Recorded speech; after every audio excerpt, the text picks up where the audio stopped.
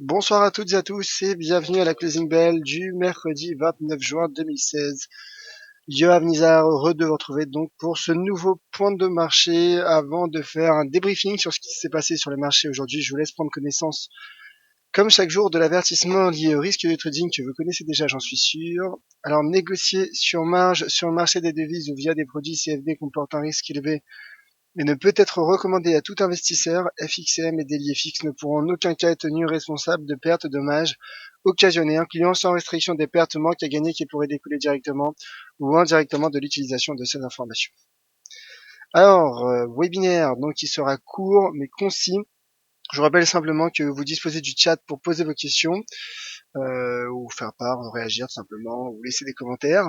Alors, le cours du pétrole et celui du Brent donc poursuit dans son élan suite à son rebond effectué sur le support à 47 dollars le baril et donc se rapproche à grands pas de mes deux objectifs court terme à 50 dollars 90 et 52 dollars 75 avec un objectif moyen terme à 54 dollars pour le baril donc de Brent.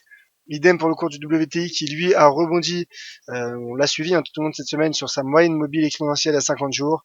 Et donc mes objectifs à court terme sont à 50,20 $ et à 51,65 $. Je rappelle d'ailleurs que le CFD UK Oil expirera ce soir. Le contrat donc UK Oil chez FXM, donc le CFD du cours du Brent, clôturera ce soir. Alors, simplement pour être complet sur le cours du pétrole, sachez simplement qu'il y a eu un déstockage de 4 millions 53 000 barils de brut, alors que le consensus s'attendait à un déstockage de 2 500 000 barils de brut. Et concernant les stocks d'essence, il y a eu un restockage la semaine passée aux États-Unis d'1 367 000 barils, alors que le consensus attendait un restockage inférieur. Le consensus s'attendait à un déstockage de 300 000 barils. Donc restockage inattendu des stocks d'essence, mais malgré cela, le marché finalement salue le déstockage de brut et donc reste orienté à la hausse. Un mot sur l'euro-dollar.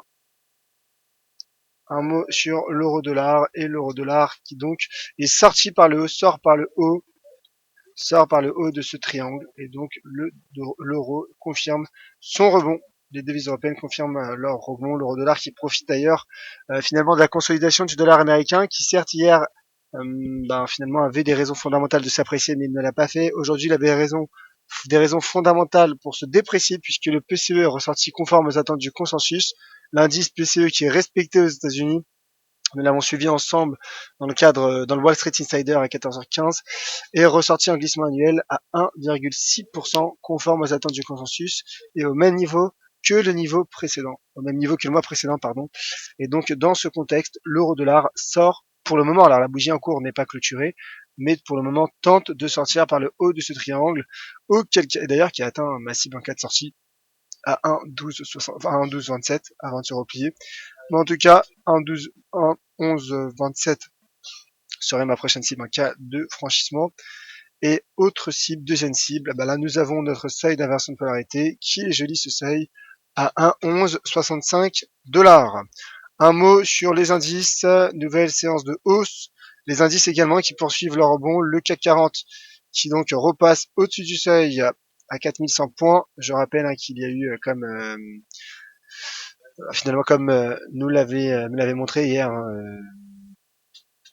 Sébastien, Seb d'ATCAC, atcac.fr, donc cette partenaire, donc cette oblique haussière de long terme, en weekly, qui a immédiatement fait réagir les marchés, puisqu'ils ont rebondi sur ce niveau.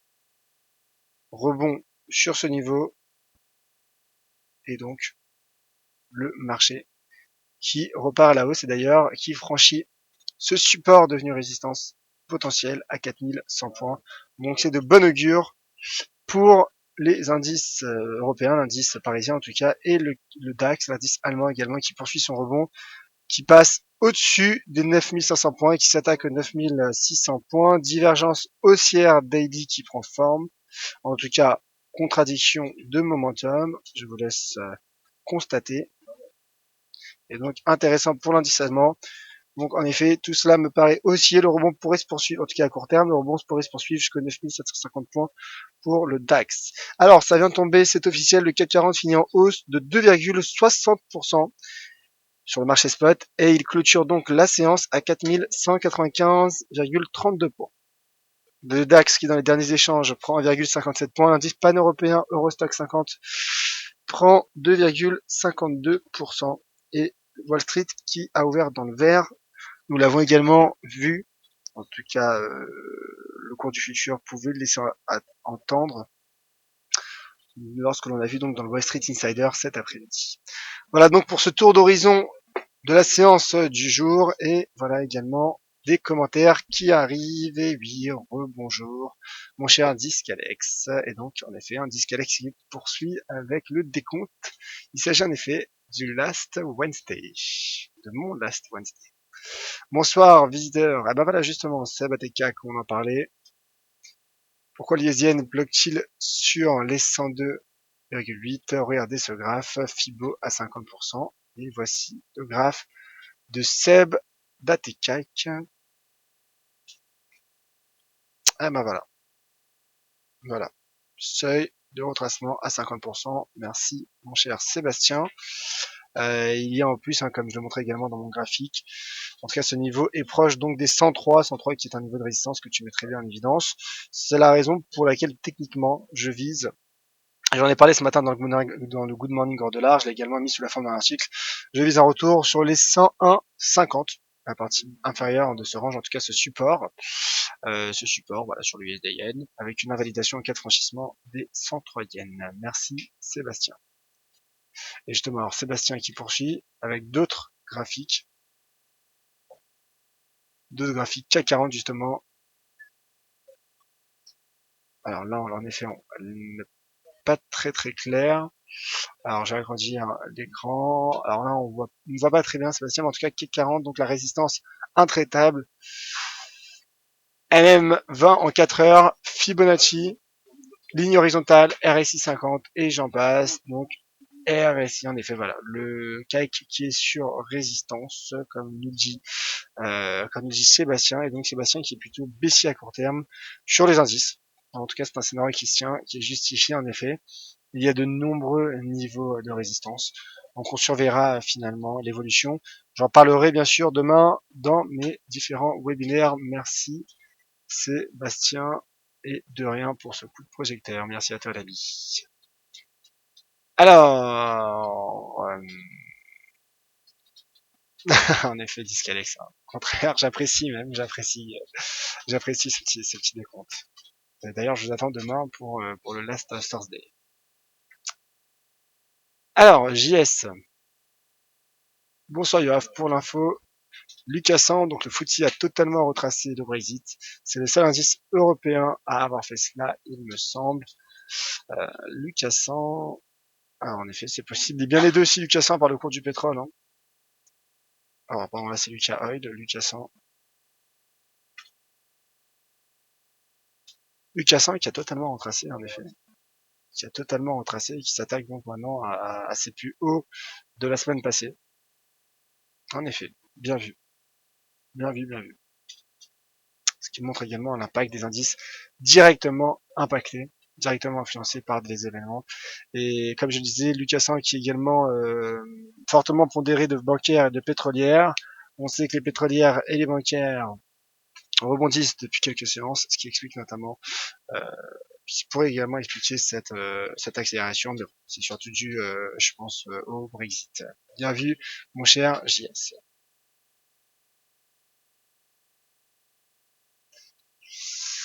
Alors, voilà, Fruity Flower qui dit salut, qui félicite Seb d'Atekak.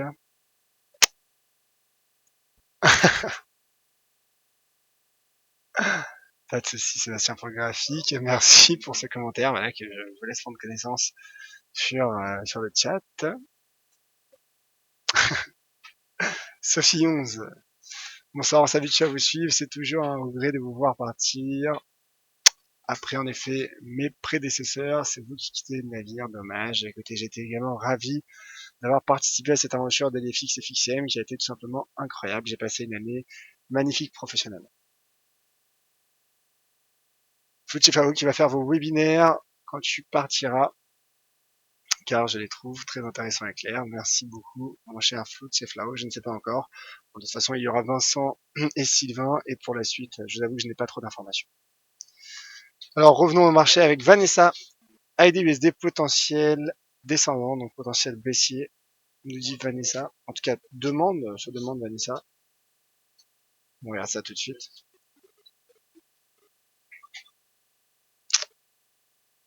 La UD, USD, plutôt haussier. Il est sorti par le haut de ce triangle. Alors, il a atteint la partie supérieure de ce triangle, se replie maintenant sous cette résistance. Donc là, en effet, il est sous résistance, sous un beau niveau de résistance. Donc là, à court terme, en effet, le risque est baissier, d'autant plus qu'en hourly, il y a eu la formation alors d'un arc cloud cover, d'une couverture en nuage noir. Donc là, en effet, cela me paraît baissier à court terme. Bon, là, nous sommes à très court terme en données horaires. Sinon, sur une vision moyen terme, bon, vous connaissez mon plan neutre, hein, puisque le cours, la tendance pardon, est latérale. La tendance est latérale, non directionnelle. En daily, il y a peut-être eu une piercing line hier. Je dirais que la sortie par le haut de ce triangle, en effet, on peut s'attendre à ce que un scénario de reprise, mais cela passerait donc par le franchissement de cette résistance à 0,7453. Merci, ma chère Vanessa. C'est Amateka qui remercie Fluch. Peu de mal hein, avec votre pseudo, et je vous prie de m'excuser, mon cher Flow. JS, en effet, bonne remarque. Cassant, c'est peut-être dû à la chute de la livre aussi, potentiellement. Mais, enfin non, je ne suis pas sûr. Puisque regardez, la livre a également fortement baissé, a suivi la même direction que le FTSE. Là, elle rebondit. Alors, elle n'a pas tout retracé, mais elle rebondit. Par contre, lui, le Brent a totalement retracé. Je veux lire ce commentaire parce qu'il m'a fait plaisir et c'est Thomas qui nous le dit. Merci Thomas. Merci Yoff pour tout ce que tu as fait pour nous. Tu es une vraie pépite. Merci à toi. Ah, merci à vous, pardon, mon cher Thomas. Paul, salut Yoff. Oui, je pars, mon cher Paul, vendredi en fin de séance. Tu m'as beaucoup fait progresser.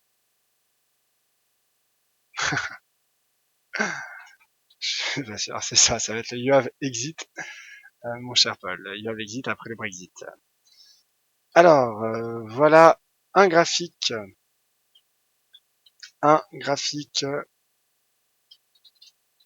Et c'est un graphique de Discalex. Ma position W sur l'US Oil. Ambitionnant. Alors j'avoue ne pas être un expert en ce genre de méthodologie. Mais en tout cas, voilà, je suis haussier et visiblement vous êtes également haussier. Alors je m'y connais pas en fourchette d'Andrews, mais d'avoir un webinaire avec Nicolas Lavallée. Mais il y a un rebond en effet sur la partie supérieure, sur la fourchette supérieure. Alors, encore une fois, pour avoir mes coordonnées, n'hésitez pas à m'envoyer un email à l'adresse ynizar@fxm.fr et ensuite je communiquerai donc mon email, mes coordonnées, si vous le souhaitez, je le ferai avec plaisir.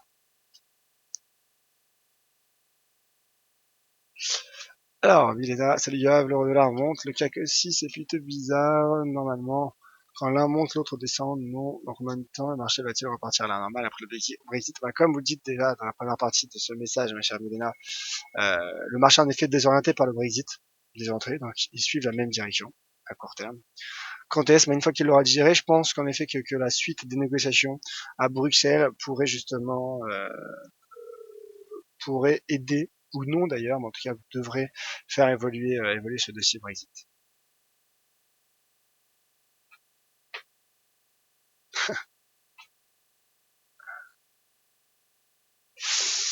Alors je vois pas mal hein, de messages, de réactions. Merci Pierre et Raphaël, à mes collègues de FXM, Pierre et Raphaël. Non, non, JS, je ne suis pas, je ne suis pas blasé, comme vous dites, du trading. Bien au contraire. Oui, merci, Paul. Merci, en effet, j'apprécie l'analyse fondamentale. D'ailleurs, enfin, d'ailleurs, dans le cadre de mes formations et de mes différentes expériences, j'ai également développé et acquis cette culture de l'analyse fondamentale, qui m'a beaucoup servi, qui me sert encore, et que j'apprécie en tout cas particulièrement. Mais l'analyse technique est quelque chose de très important également. Hélène, c'est gentil, merci. Salut gars, j'ai 25 ans, je traite chez FXM grâce à toi. Alors, j'ai pas mal de messages, mais écoutez, je vous laisse vous les lire. Visiteurs, il n'y a que des moments avec vous lors de ce webinaire, vous allez nous manquer. L'or sans vous n'a plus beaucoup de sens. Elle en a, il en a, vous inquiétez, ne vous inquiétez pas. Et voilà, c'est ça, JS, Yoav fait son VDFX exit. Alors, revenons à une question de la part de visiteurs. GBP USD et GBP Yen, point d'entrée à la baisse. Encore une fois, je peux pas vous donner de point d'entrée à l'achat ou à la baisse. Toutefois, ce que je peux vous dire, c'est qu'en effet, il y aurait potentiellement ce cours de clôture de la séance de vendredi à 1,3660 qui pourrait faire réagir les marchés à la baisse. En tout cas, pour le moment, le marché rebondit. Et lorsqu'on voit la tenue des indices des marchés actions, des marchés boursiers, quand on voit que Wall Street a effectué hier un avalement haussier et que plusieurs signaux sont à la hausse sur les indices, on dit qu'en effet que le GBP/USD pourrait poursuivre son rebond, donc pourquoi pas jusqu'au 1,3660, et le GBP Yen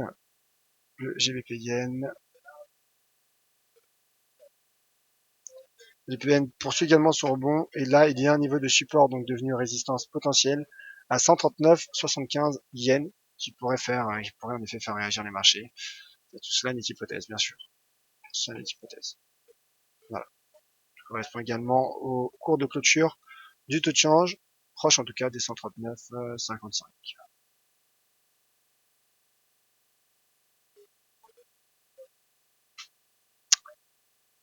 Avec plaisir, mon cher Yves et Billy, je viens de répondre au GBP USD. Que je pense avoir été clair. N'hésitez pas sinon à me le signaler. Et merci, mon cher visiteur. Mais vous vous trompez, c'est vous les meilleurs. Plus d'autres questions, ni de commentaires sur le chat. Merci à toutes et à tous d'avoir suivi ce webinaire, d'avoir été nombreux pour cette closing bell qui est l'avant-dernière que j'effectuerai pour l'équipe DailyFX. On se retrouve de toute façon pour le reste de la semaine, donc demain et après-demain. Dès demain d'ailleurs, dès 8h45 à 8h45 pour le Good Morning Euro-Dollar. Et donc pour mon tour d'horizon sur le Forex, sur les paires majeures. Merci Vanessa, Jean Lebourde, Yves, JS, merci infiniment, un immense merci. Merci également à Seb Latecac. Et donc on se retrouve demain pour la suite des analyses. N'hésitez pas également à me rajouter sur Twitter @yoavnizar. Donc mon email c'est ygnisar@fxm.fr. Je vous le rappelle, si vous souhaitez m'envoyer un petit mail, notamment pour avoir mes coordonnées, n'hésitez pas également à me suivre sur les différents réseaux sociaux, pendant que certains de mes collègues sont émus également, et LinkedIn également, et le forum dailyfx.fr. Merci à tous, c'était Yoav Nizar pour la closing bell de DailyFX pour le broker FXCM.